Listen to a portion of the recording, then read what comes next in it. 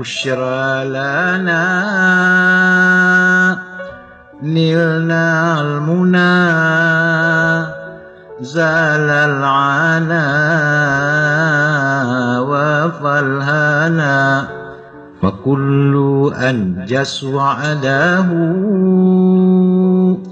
والبشر أضحى معلنا بشرى لنا نلنا المنى زل العنا وفالهنا